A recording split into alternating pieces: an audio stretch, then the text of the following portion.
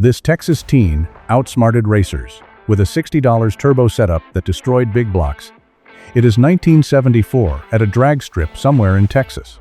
A battered Chevrolet Nova slowly rolls toward the starting line. Under its hood sits nothing impressive, just a simple inline-six engine. In the opposite lane waits a spotless Chevrolet Chevelle, powered by a massive 454 cubic inch big block engine, about 7.4 liters of classic American muscle. The Chevelle driver grins confidently. A kid with a grocery getter six-cylinder engine clearly does not belong here. The starting tree flashes green. Both cars launch. Then something unbelievable happens. The little Nova begins pulling ahead. By the time they reach the quarter-mile finish line, the Nova has already crossed it in 12.8 seconds, while the big block Chevelle is still chasing. The Chevelle driver is stunned. His expensive engine has just been humiliated by a teenager driving a six-cylinder car. What he does not know is that the driver is 17-year-old Gale Banks, and he has just changed the future of American drag racing using barely $60 worth of junkyard parts.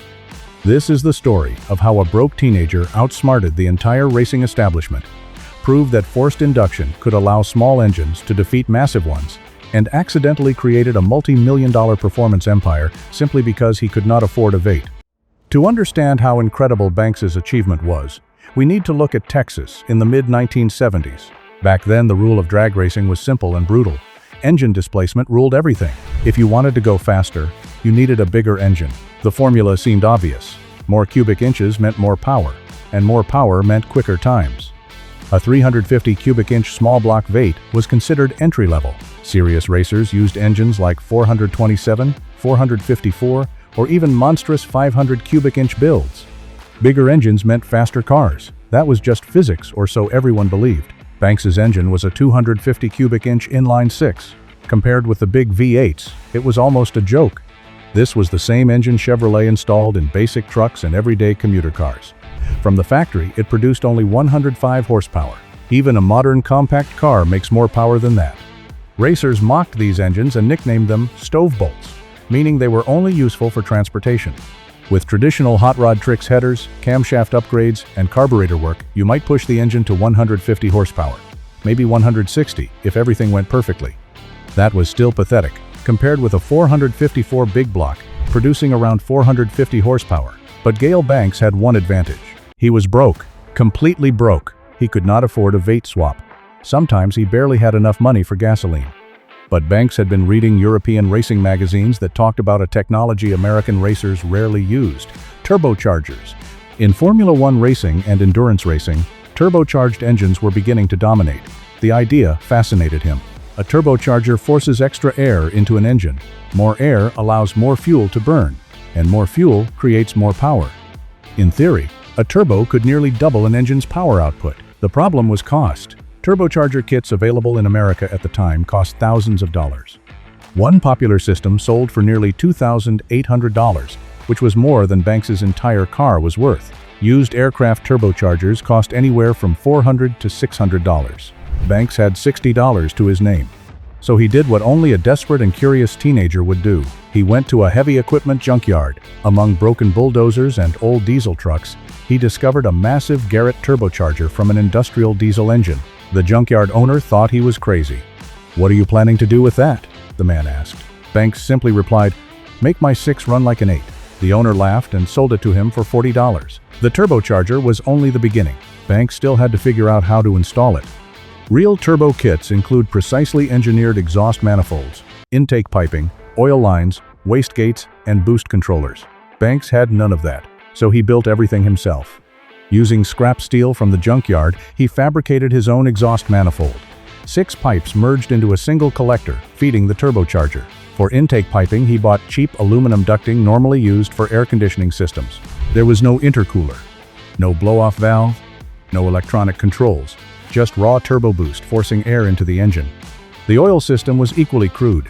Banks drilled into the engine block to supply oil to the turbo and returned it through another hole he drilled into the oil pan. Professional engine builders today would call the setup terrifying. Banks called it good enough. What Banks instinctively understood about turbocharging was simple. A naturally aspirated engine can only draw in as much air as atmospheric pressure allows, but a turbocharger can force far more air into the cylinders. If the turbo produced about 15 pounds per square inch of boost, the engine could receive roughly twice the normal air mass. Twice the air meant twice the fuel. And roughly twice the power?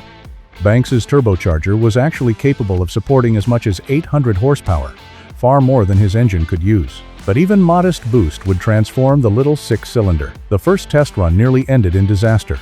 The turbo surged violently as pressure fluctuated, and the engine sputtered unpredictably. But once the engine reached higher speed, the turbo finally stabilized and began spinning smoothly. Boost pressure climbed steadily. The engine suddenly felt aggressive and powerful. Banks lifted off the throttle, heart racing. It worked, but now he needed to tune it properly. After weeks of adjustments, Banks managed to push the engine from its original 105 horsepower to nearly 285 horsepower with turbo boost. Torque increased dramatically as well. His Nova weighed about 3,100 pounds, giving it an impressive power-to-weight ratio. Meanwhile, many big block muscle cars weighed closer to 3,800 pounds. On paper, the numbers favored Banks, and on the drag strip, numbers never lie. At local races, competitors laughed when they saw the six-cylinder Nova. They bet money confidently. Banks accepted every bet. His first runs were impressive, but as he refined the system with water injection and higher boost levels, performance improved even more. Eventually, the engine produced roughly 340 horsepower. Quarter-mile times dropped into the 12-second range, faster than many famous muscle cars of the era.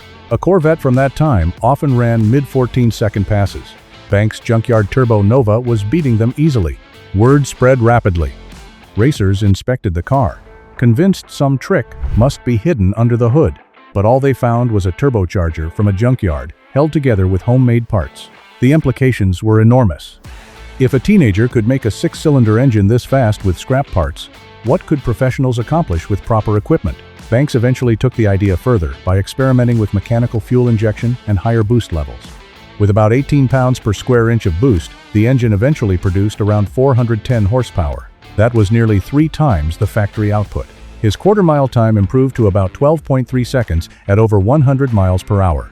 Banks had shattered the belief that only huge engines could win drag races. Within a year, manufacturers and professional racers began experimenting seriously with turbocharged engines. In 1975, at just 18 years old, Banks started his own company, Gale Banks Engineering. His first turbocharger kits sold for about $450, and they quickly became popular. Over time, the company grew into a major performance engineering firm, producing racing engines, diesel performance systems, and military vehicle upgrades. All of it began with a teenager, a junkyard turbocharger, and $60. Today, forced induction dominates motorsports and performance cars around the world. Turbocharged engines power everything from race cars to everyday street vehicles. And much of that revolution traces back to the moment a broke teenager decided to challenge the idea that bigger engines were the only path to speed.